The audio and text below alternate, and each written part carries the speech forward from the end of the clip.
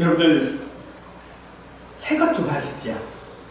뭐든지 다 새 것이 참 좋잖아요. 새 옷이 좋고 또 새 자동차가 좋고 새 핸드폰이 좋고 다 새 것이 좋은 것 같습니다. 이렇게 사람들은 새 것들을 좋아합니다만 사실 물건들은 새 것이 참 좋습니다만은 우리가 어떤 일들을 새로 시작하거나 또 일들을 할 때에 보면 우리가 이 시작한 일들이 사실 우리 마음대로 잘 되지를 않지요. 그럴 때마다 우리 마음에 드는 생각 중에 하나가 새로 시작했으면 좋겠다. 실패하고 나면 야 내가 이런 실수를 했구나. 다시 시작하면 그런 실수는 하지 않을 텐데 하는 그런 생각들을 우리가 하게 되어집니다. 하지만 그럼에도 불구하고 우리 사람들은요 새로 시작한다는 것에 대한 막연한 또 두려움도 가지고 있지요. 사람들은 새로 시작하는 것이 좋기는 하겠지만 여전히 그것에 대한 두려움들을 가지고 있습니다. 다시 한다면 잘할 것이라고 생각하지만 여전히 우리에게 두려움이 있는 것은요 우리의 죄의 본성을 가진 사람들이기 때문에 우리는 그것이 성공하는 것이 아니라 여전히 실패한다라고 하는 것을 알기 때문일 것입니다. 때문에 새로 시작하는 것에 대한 막연한 두려움을 가진 것이 오늘 우리의 삶이다라고 볼 수 있겠지요. 왕을 요구하여 왕을 새롭게 세운 이스라엘이었지만은 그들은 왕정의 시대를 시작하지를 못하고 있습니다. 바로 그런 두려움 때문일 것이라고 생각되어집니다. 이스라엘은 사사시대를 마치고 이제 왕정시대를 시작하려고 하지만 아직 그것이 공식화되어지지를 않았습니다. 왕은 뽑아놓기는 했지만 그 왕이 무엇을 하는 사람인지조차 뽑힌 사람도 모르고 또 뽑은 사람도 모를 뿐만 아니라 심지어 일부 사람들은 왕이 있으면 무엇이 좋은지조차 그들은 몰랐습니다. 때문에 사울도 왕이 된 후에 집으로 돌아가 지금까지 해오던 일들을 그냥 하고 있었을 뿐입니다. 오늘 11장은 백성의 요구대로 사울을 세워 왕으로 세웠고 왕정 제도를 시작하시는 하나님께서 그 왕정 제도를 시작하게 하시는 그런 특별한 섭리를 기록하고 있으면서 왕이 무엇을 해야 하는지를 그 해답을 제공하고 있는 것이 11장의 내용입니다. 11장의 시작은 암몬 족속의 나스라고 하는 사람으로부터 시작이 되어집니다. 이 나스가 길르앗 야베스를 그 야베스 사람들의 성을 둘러싸고 무력으로 그들을 위협합니다. 그러자 길르앗 야베스 사람들이 아주 굴욕적인 태도로 1절을 보니 우리와 언약하자. 그러면 우리가 너를 섬기리라 라고 말하고 있죠. 이스라엘 사람들은 왕을 뽑아놨잖아요. 그럼 그들의 섬길 자는 이제는 왕을 해야 하는데 왕을 섬기는 것이 아니라 자기들을 무력으로 위협하고 있는 이 나스라고 하는 암몬 족속을 섬기겠다라고 지금 말하고 있는 것이죠. 그냥 쉽게 얘기하면 조공을 바칠 테니 협정을 맺자. 우리가 항복한다 하는 그런 이야기겠지요. 붙어봐야 상대가 되지 않으니 처음부터 접고 들어가 보면서 그들에게 항복을 하고 있는 것이 이 길르앗 야베스 사람들입니다. 이것에 대하여 나하스는 2절에서 오늘 너희 오른 눈을 다 떼야 너희와 언약하리라. 내가 온 이스라엘을 이같이 모욕하리라 라고 말하고 있습니다. 즉 너희가 나한테 항복하려면 너희 오른쪽 눈을 다 빼라. 원문을 그대로 이야기하자면요 오른쪽 눈을 파내라 라고 하는 말입니다. 얼마나 모욕적인 일일까요? 나하스는 그것이 그들에게 모욕이 된다는 것을 분명히 알고 있습니다. 오른쪽 눈을 빼라 라고 했을 때 왜 오른쪽 눈을 빼야 하냐면 당시에 전쟁을 하려면 보통 창을 들든지 칼을 들든지 하겠죠. 그래서 자기를 방어하기 위해서 항상 방패를 들게 되어지죠. 근데 이 방패가 왼손으로 듭니다. 왼손으로 방패를 들고 나면요 이 방패를 가지고 가리면 왼쪽 눈이 안 보여요. 오른쪽 눈으로만 보고 싸워야 되죠. 그런데 그 오른쪽 눈을 빼버리면 전쟁을 할 수가 없다는 얘기겠지요. 또 하나 오른쪽 눈은 뺐지만 왼쪽 눈은 그대로 있지요. 그러면 그 눈을 가지고 농사는 지을 수 있어요. 그러니 조공은 받을 수 있다는 거죠. 즉 그들에게 아무런 희망을 주고 있지 않다라는 것입니다. 어찌 보면 이렇게 막다른 길에 몰린 이 길르앗 야베스 사람들이 이 나하스에게 새로운 제안을 하랍니다. 우리에게 7일의 시간을 좀 달라. 그러면 우리가 전령들을 이스라엘 사람들에게 다 보내서 혹시 우리를 구원해 줄 자가 있는지 한번 찾아보겠다. 만약 우리가 우리를 구원할 수 있는 사람을 찾지 못하면 너의 말대로 우리가 그렇게 하겠다라고 이야기를 하지요. 물리적인 힘의 우위에 따른 자신감 때문에 이 나하스는요 그 요구를 또 수용을 하네요. 바로 나 그런 거 못해 라는 게 아니라 그래 니들 마음대로 한번 찾아봐. 너희를 구원할 자가 있는지 한번 찾아봐라 라고 이야기를 하는 것이죠. 이것이 바로 세상의 논리입니다. 세상은 믿는 자로 하여금 믿는 자가 믿는 것을 증명하도록 시간을 줍니다. 왜 시간을 줍니까? 자신 있다 이거죠. 너희가 아무리 그렇게 해봐야 너희는 세상 앞에 아무것도 아니야. 세상이 요구하는 것에 너희는 굴복할 수밖에 없어. 우리가 너희에게 요구하는 것을 너희는 들어줄 수밖에 없어 라고 세상이 말하고 있는 것이 바로 이 나하스가 요구인 것이죠.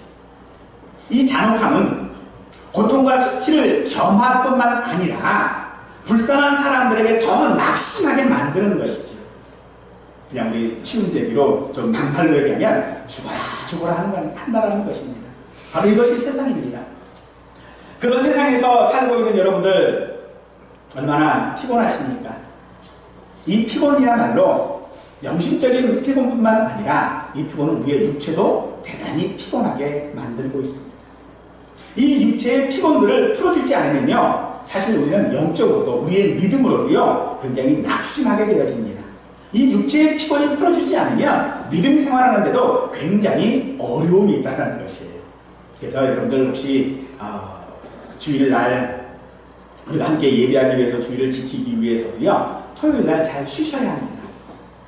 토요일날 잘 쉬지 못하시고 피곤하게 되면 주일날도요 이 영적으로 우리가 깨어있지 못함으로 말미암아 굉장히 피곤하게 되어집니다. 그래서 우리가 토요일날도 잘 준비해야 할 줄로 믿습니다. 어쨌든 세상에서 우리는 너무나도 피곤합니다. 세상이 우리에게 주는 육체적인 고통뿐만 아니라 정신적인 고통까지도 우리는 함께 감내를 해야 되기 때문에 오늘 우리가 그런 세상 앞에 도저히 이길 수 없다라고 생각을 하게 되어지죠. 그래도 혹시나 내가 믿는 하나님이 계시니 그래도 나는 다른 사람들이 가지고 있지 않은 그런 믿음이라고 하는 것을 내가 지금 가지고 있으니 그래도 뭔가가 조금은 나올 수 있는 부분이 좀 있지 않을까? 하늘이 무너져도 솟아날 구멍이 있다는데 내가 가지고 있는 이 믿음이 혹시 그 하나의 길은 아닐까 하는 생각들을 우리가 하게 되어지죠. 그래서 길르앗 야베스 사람들은 전령들을 각 지역에 보냅니다. 그리고 기브아에 있는 사울에게까지 그 소식이 전해지게 되어졌죠. 소식을 들은 사울은 2마리의 소를 잡아 각을 뜨고 각 지역으로 보내면서 군대를 소집하게 되어집니다. 그래서 소집된 군대가 33만 명이 모였습니다. 사울은 그렇게 모집된 군대를 3대로 나누어서 새벽에 이 암몬을 기습적으로 공격을 하게 되어지죠. 그러자 이 암몬들이 다 흩어졌는데 말씀해 보니 2사람도 함께 하지 못했대요. 그러니까 2사람도 함께 도망치지 못하고 다 뿔뿔이 흩어져 버렸다는 것이죠. 대승을 거두게 되어집니다. 이 3대로 나누는 이 전법은 상대를 여러 방향에서 일시에 협공하기 위함이겠지요. 백성들은 이와 같은 전법을 구사할 수 있는 강력한 왕을 원했습니다.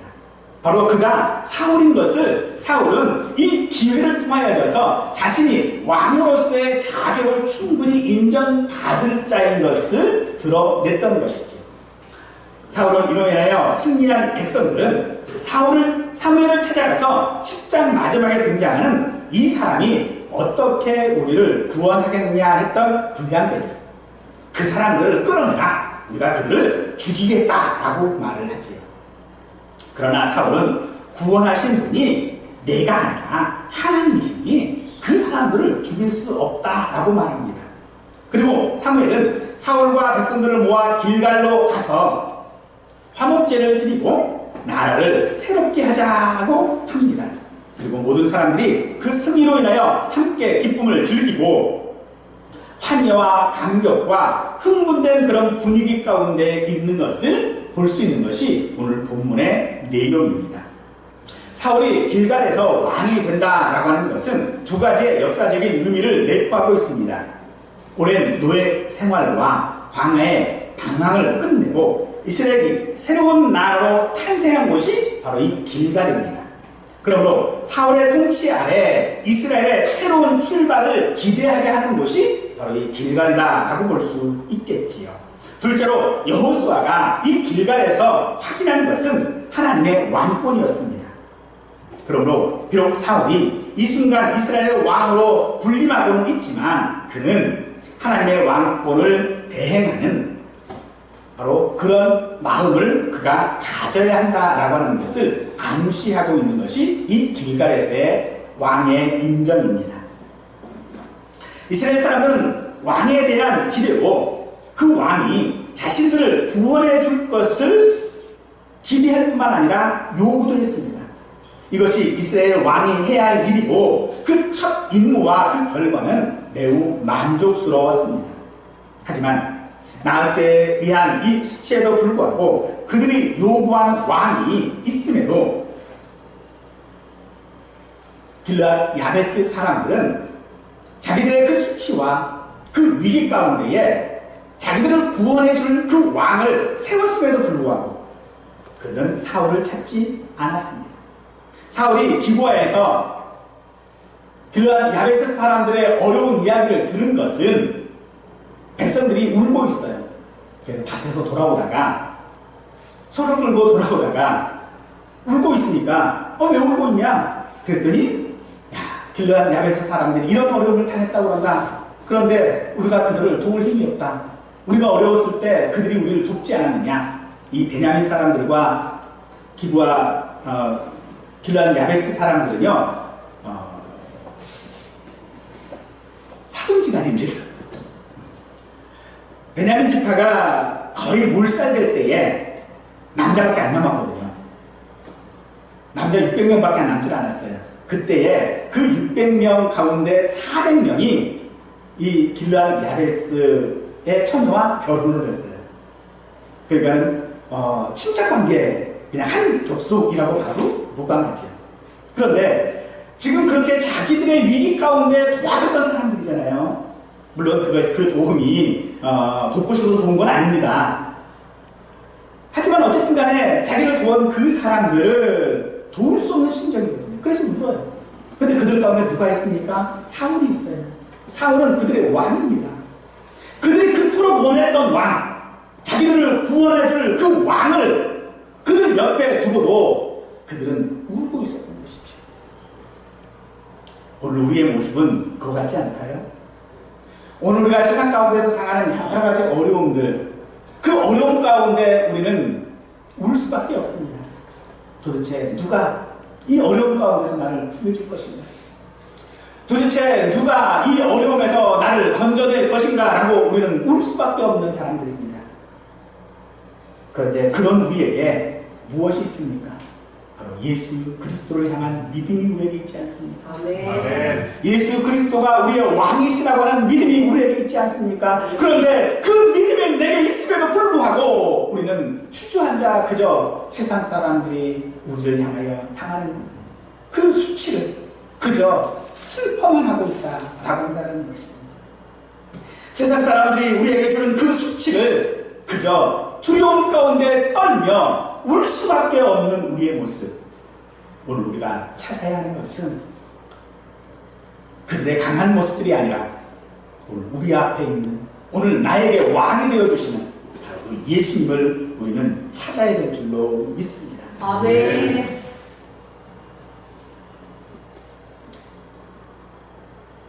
하지만 여기서 그가 하나님의 택한 자 바로 사울인 것이 드러나지만 사울은 자기에게 왜 말하지 않았느냐, 자기를 왜 찾지 않았느냐 하지 않습니다. 그는 바로 자기가 몰고 오던 그 소, 한 겹의 소를 그 자리에서 잡아서 백성들에게 다 전령을 통하여 다 보냅니다.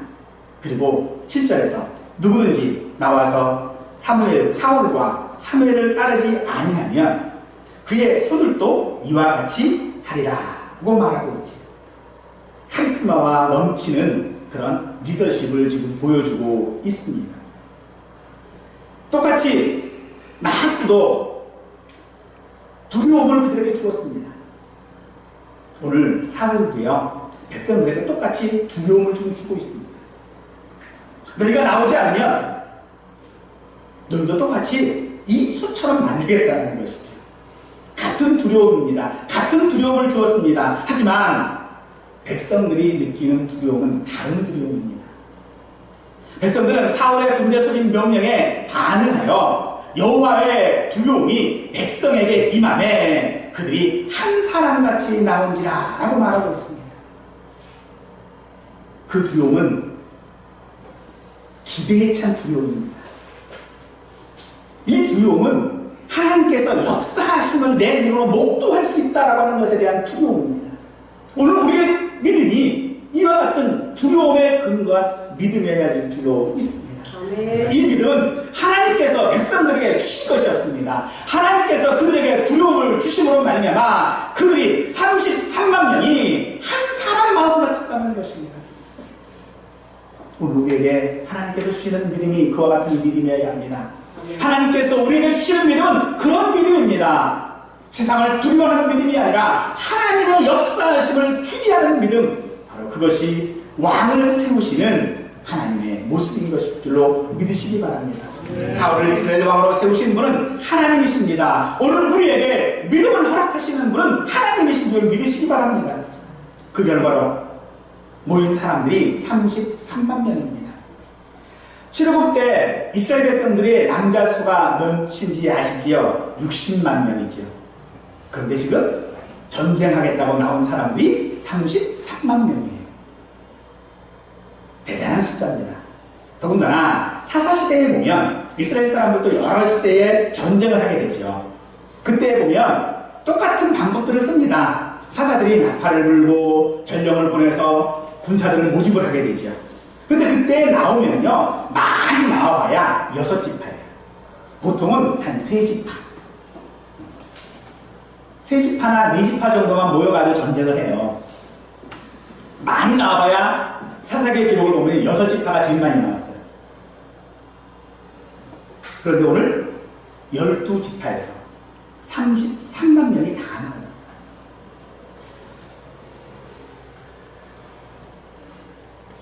그로 인하여서 사울은 이제 공식적으로 부름받았지만 아무도 모르고 찾지도 않고 멸시받던 이 사울이 그 한 사건으로 인하여져서, 아니 하나님께서 사울을 세워주심으로 인하여져서 사울은 이제 공식적인 왕이 되었죠.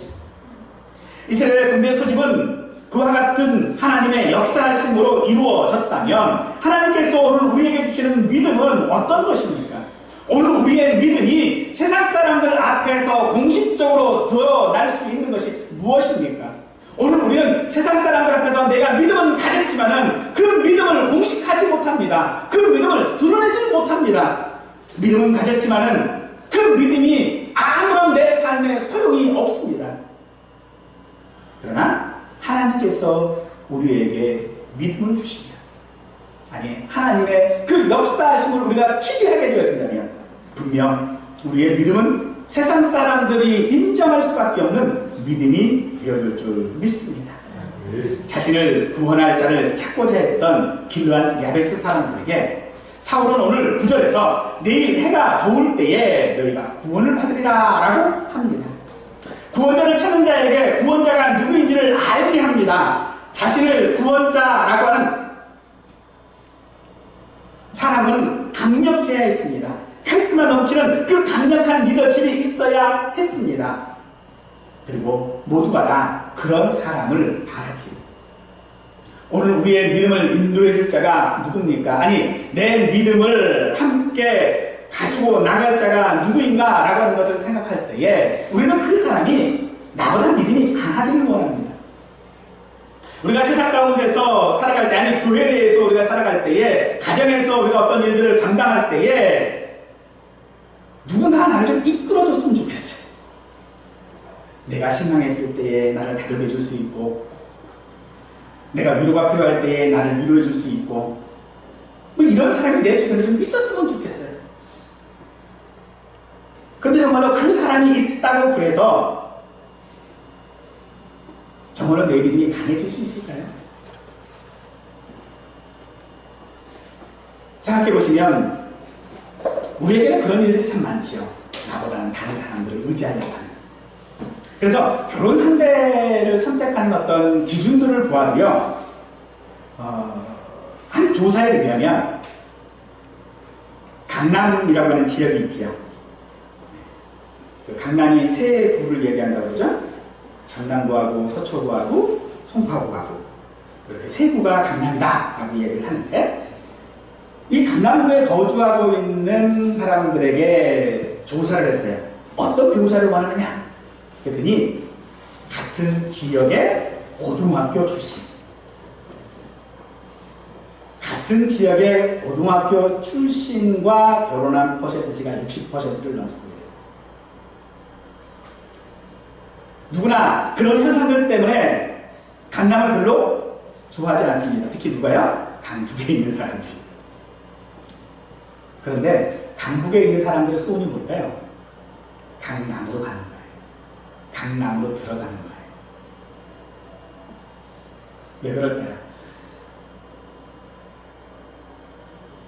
그 덕을 좀 보겠다는 거죠. 그 덕을 좀 보겠다라고 이야기를 하네요. 우리에게는 그런 것들이 있습니다.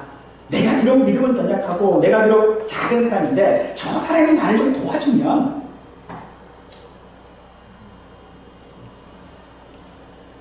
사랑하는 성도 여러분, 그 도와줄 자가 내 주변에 있는 어떤 사람이 아닙니다. 바로 예수 그리스도이십니다. 아멘. 우리는 예수 그리스도를 향하여 그 믿음을 가져야 합니다. 오직 예수 그리스도가 우리를 구원할 자요, 우리를 이끌어 주시는 분이다라는 것입니다. 그런데요, 놀라운 것은 그분은 우리에게 강력한 카리스마를 가지고 우리를 인도하시지 않습니다.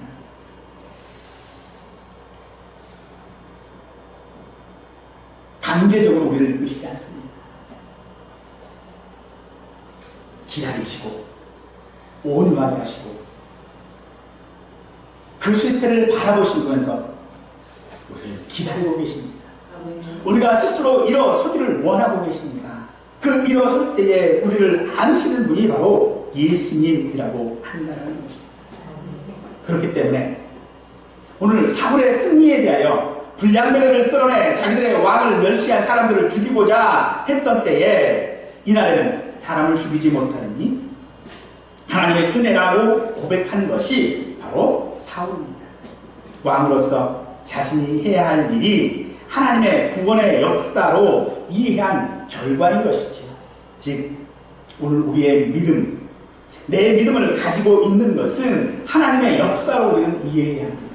오늘 내가 어찌 보면 하나님의 그 두려움 가운데에 있는 믿음, 세상 가운데서 내가 주저앉아서 울고 있는 내 믿음이 어찌 보면 하나님의 구원 역사로 우리는 이해해야 한다라고 한다는 것이죠. 그럼에도 불구하고 우리는 그 자리에 그대로 머물러 있지 않아야 합니다. 하나님께서 해주시겠지, 예수님께서 해주시겠지 라고, 믿음이면 다 되겠지 라고 그 자리에 머물러 있는 것은 아니라는 것입니다. 하나님께서 우리에게 주신 복이 세 가지가 있습니다. 하나는 우리가 예수 그리스도를 믿을 때에 즉시로 우리에게 주어지는 죄 사함, 심히 양자됨과 같은 그런 복을 우리에게 주셨습니다. 두 번째 복은요, 장차 우리가 하나님의 나라에서 받을 기업 또는 상급의 복이 바로 우리가 받은 두 번째 복입니다. 세 번째 복은요, 이 땅의 가운데 우리가 살아갈 때에 세상에서 살아가면서 누리고 살아야 할 복, 바로 그 복을 우리에게 주셨는데, 이 복의 특징이 하나가 있습니다. 이 복은요, 노력하지 않으면 아무것도 얻을 수 없다는 것입니다. 하나님께서 분명 우리에게 주신 복인 것은 분명한데 그 복을 내가 받아 누리려면 내가 노력해야 된다. 내가 그 노력하지 않으면 안 되는 복입니다. 여호수아는 약속의 땅을 이미 하나님의 복으로 받았습니다. 그래도 불구하고 그는 그 땅을 얻기 위하여 싸웠지요. 사울은 암몬과 싸움으로써 왕의 자격을 증명해냈습니다. 오늘 우리의 믿음, 이 믿음이 우리에게 이 땅 가운데서 내가 복이 되기 위하면 우리는 이 믿음을 위하여 싸워야 합니다. 아멘. 이 믿음을 위하여 세상과 싸워야 한다는 것입니다. 이 믿음을 굳건하게 하기 위해서 내 자신과도 싸워야 합니다. 내 자신의 결심과도 싸워야 합니다.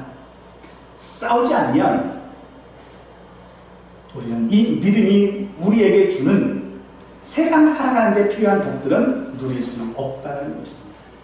그렇기에 사울은 그렇게 암몬과 지혜롭게 싸운 것입니다. 물론 사울이 그 일생이 사실은 계속 전쟁 가운데 있습니다. 이것이 우리의 삶인 줄 믿습니다. 우리는 세상과 결코 피하여 싸우지 않을 방법이 없습니다. 우리는 늘 세상과 싸워야만 합니다. 그런데 싸우지 않고 그저 내 현실에, 내 지금 상태에, 내 지금의 믿음에 만족해버리면 더 이상 우리에게 믿음은, 우리에게 이 땅을 살아갈 복은 주어지지 않는다는 것입니다.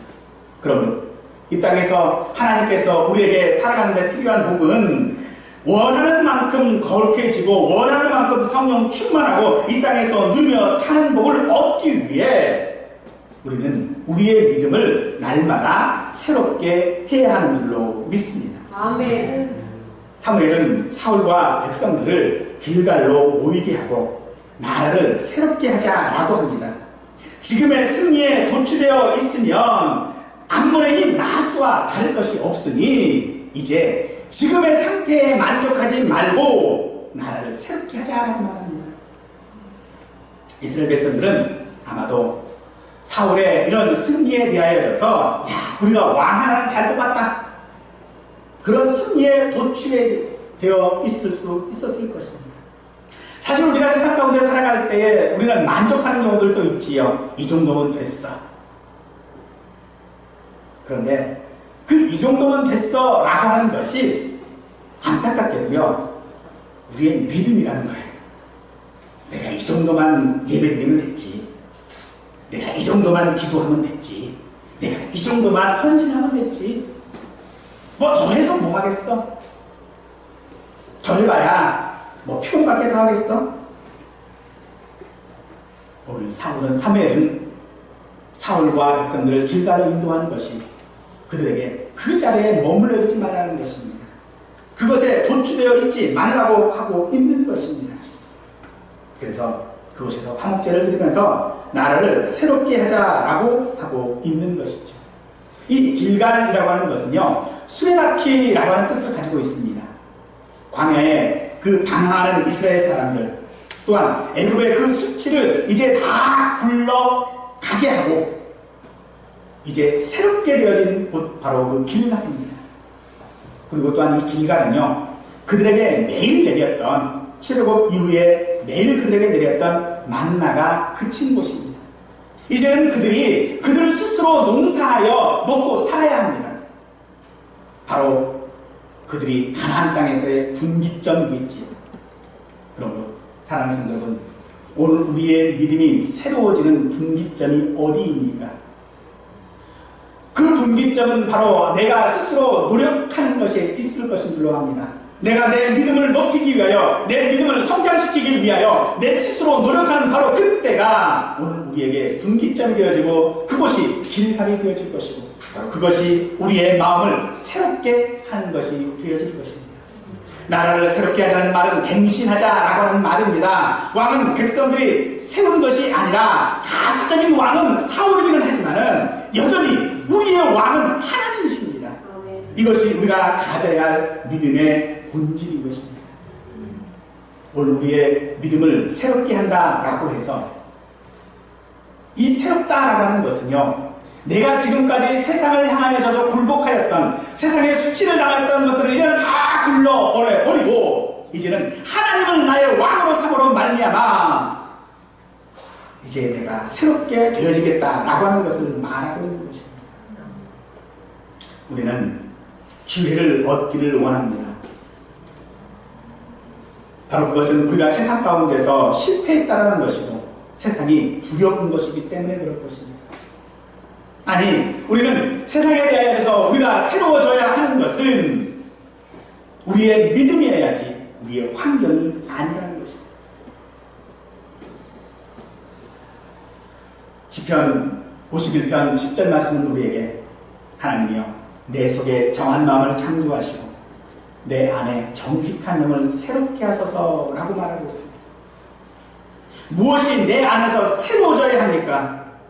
바로 내가 예수님을 알고 있는 것, 하나님에 대하여 아는 것이 새로워져야 하는 것입니다. 아멘. 새롭다라고 하는 것은 지식을 말하고 있는 것이 아니라 내 삶에서 예수 그리스도를 실천적으로 이끌어 나가는 믿음을 실천하는 것을 말하고 있는 것입니다. 아멘. 바로 그것이 우리가 하나님을 이해하는 방법이어야 되고 하나님을 왕으로 모시는 방법이어야 한다는 것입니다. 네.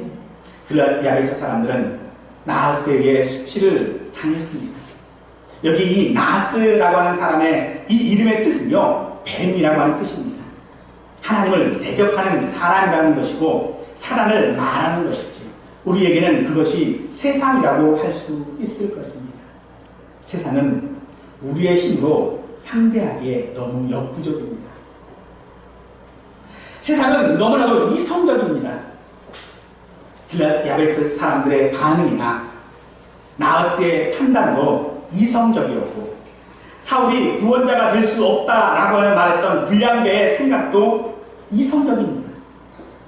그러나 믿음은요, 이성이 아니라 감정입니다. 하나님의 약속을 뒷받침할 어떤 증거도 우리에게 있지 않을 때에 우리의 감정이 믿음이어야 한다는 것입니다. 세상이 우리를 두렵게 하고 세상을 이길 힘이 우리에게 없음에도 불구하고 내가 세상을 이겼노라라고 하는 그 예수의 말씀을 의지할 수 있는 것은 오늘 우리의 감정이라는 것입니다. 그 감정이 바로 하나님께서 백성들에게 주셨던 두려운 마음입니다.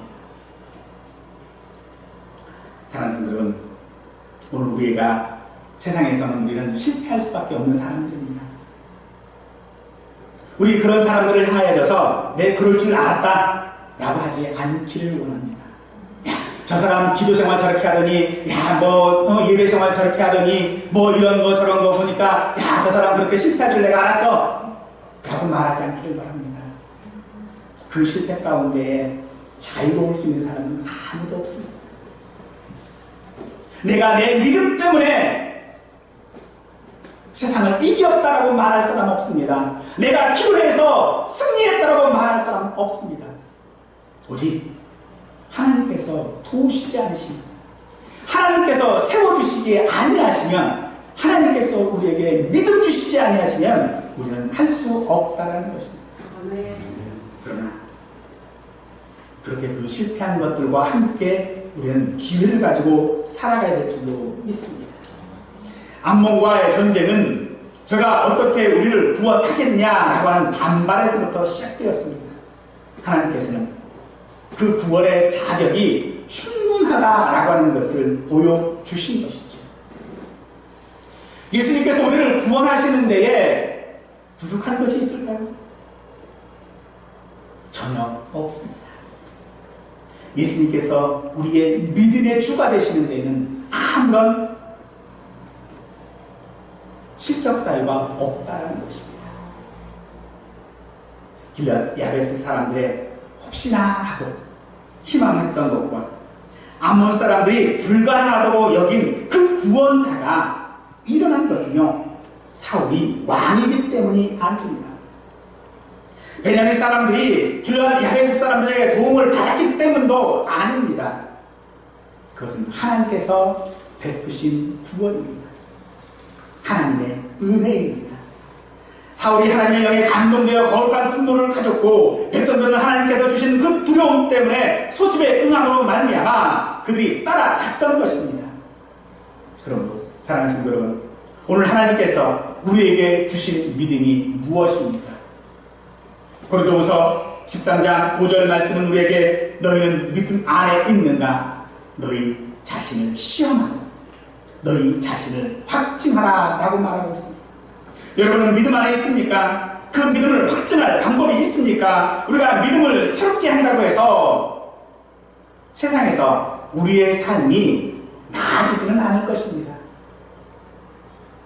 하나님께서 내 마음 가운데, 내 감정 가운데에 견고한 믿음을 주신다고 그래서요, 우리가 세상과 싸워서 승리한다는 보장이 내게는 없습니다. 그런데요, 내가 싸우지 아니하시고 하나님이 싸우십니다. 아멘. 내가 하지 아니하고 하나님께서 세상과 싸우셔서 이기십니다. 아멘. 그러므로 믿음을 새롭게 해야 하는 것은 세상과 싸우고 이기고 극복하기 위해서 우리가 믿음을 새롭게 하는 것이 아니라 그 세상, 나를 미워하고 내게 수치를 안겨준 그 세상을 내 마음 가운데에 담기 위해서 우리의 믿음을 넓히는 것입니다.